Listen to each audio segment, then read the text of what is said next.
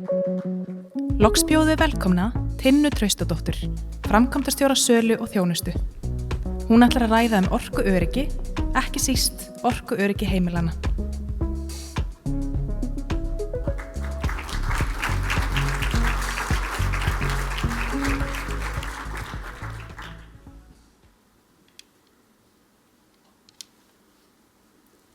Loksins, kynni einhver að hafa sagt. Og það full ástæða til þess að fagna því sérstaklega að raforkuöryggi fyrir almenning sé loksins komið að dagskrá. En stjórnvöld vinna nú að laga og reglugerðarbreytingum þar að lútandi. Landsvirkjun hefur langa hríð haldið á lofti mikilvægi þess að koma heimilum og minni fyrirtækjum í var hvað raforkuöryggið á hrærir. En staðan hjá stórnotendum önnur, því þar hefur raforkan verið tryggð í langtíma samningum.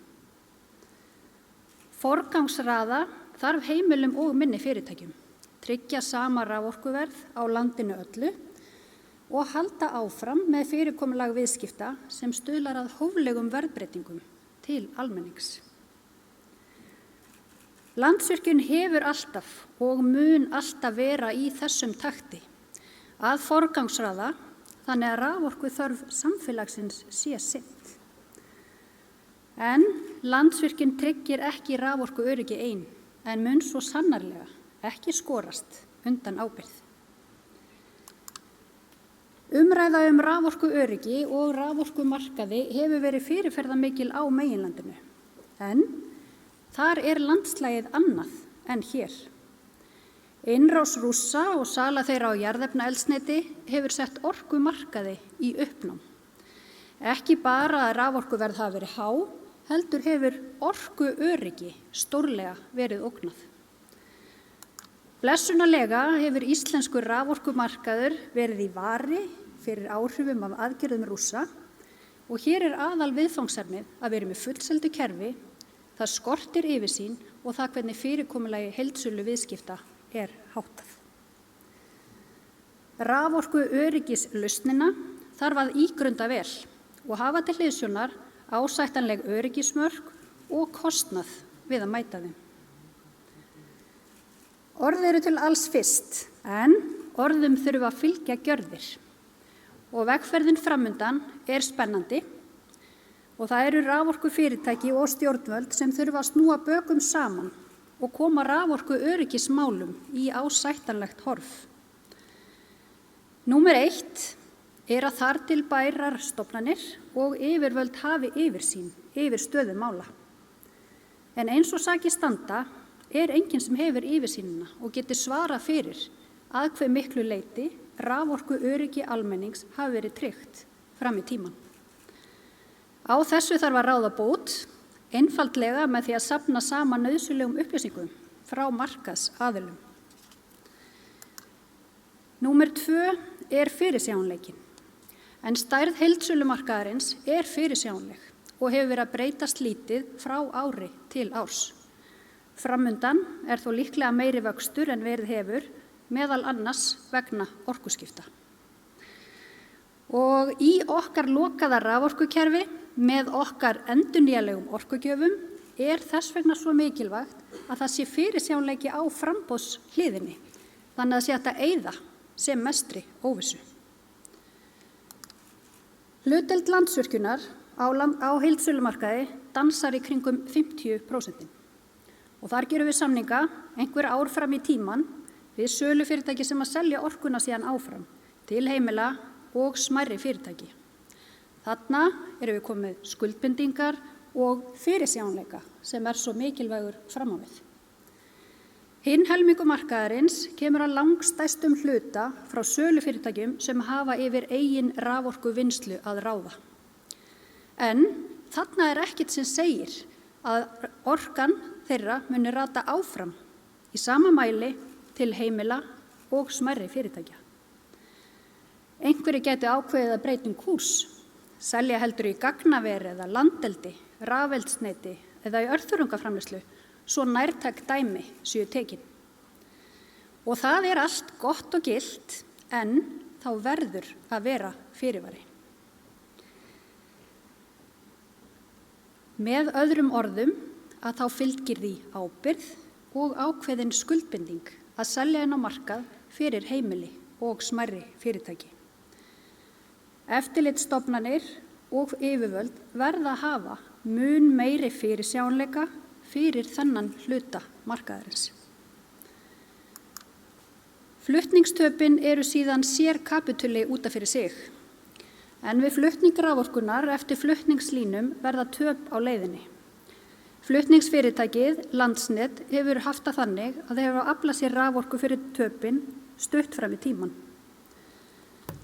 Þegar slaki í raforkukerfinu að þá kemur það ekki að sök, en þegar á móti blæs og ég minni á að við erum með fullseldu kerfi að þá getur orðið erfiðara vik. Síðasta vatnsár var slakt og afleiðingin var 56% hækkun á innkaupsverðinu á milli áranna 2021 og 2022. Þá eru raforkunotendur sem greiddu þennan kostnaðarauka að lokum. Með meiri fyrirhyggju er hægt að stuðla að hagkvæmari innkaupum og jafnvel koma í veg fyrir að sú staða komi upp að Landsnet fái ekki næga raforku fyrir töpin. Og ég var byrjuð á upptalningu og ég er komin að þriðja atriðinu. Við þurfum að aðskilja heildsölumarkað sem er ætlaður fyrir heimili og smærri fyrirtæki frá markaði fyrir stórnotendur. Íslenska raforkukerfið er einstakt á heimsvísu, lokað kerfi eingöngu með endurnýjanlega orkugjafa. En það er auðvitað í för með sér að við getum ekki bætt við framboði á stuttum tíma.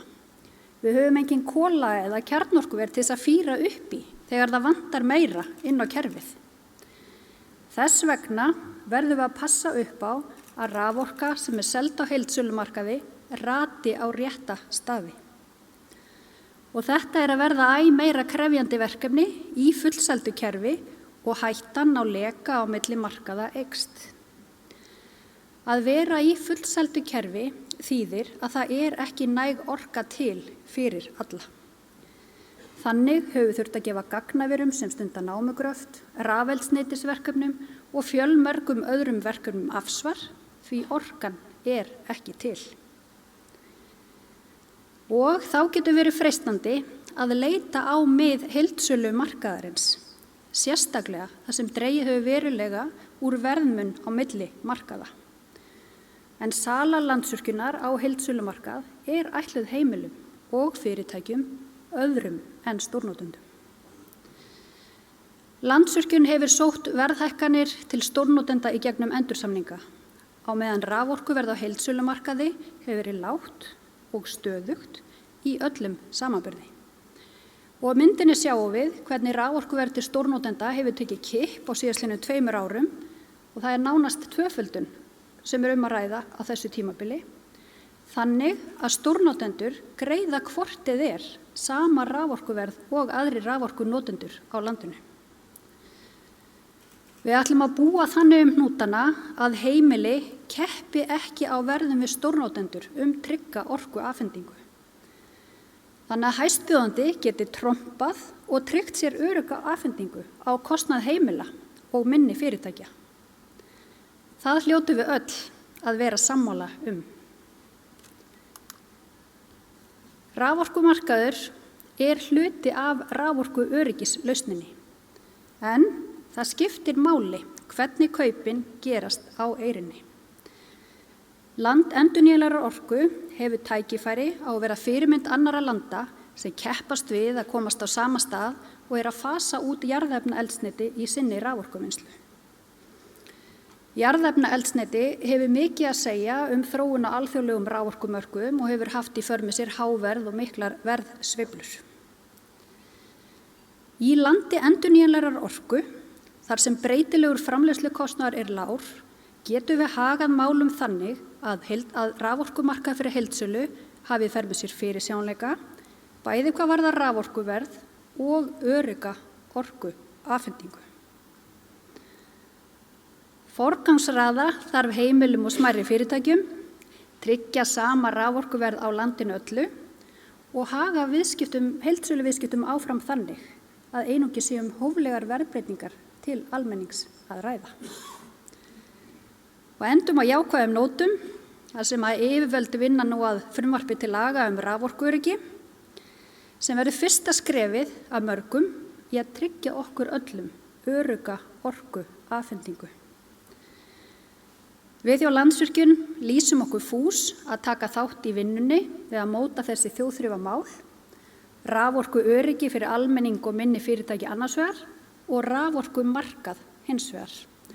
Og hlökkum til áframhaldandi góðs samstarfs. Takk fyrir.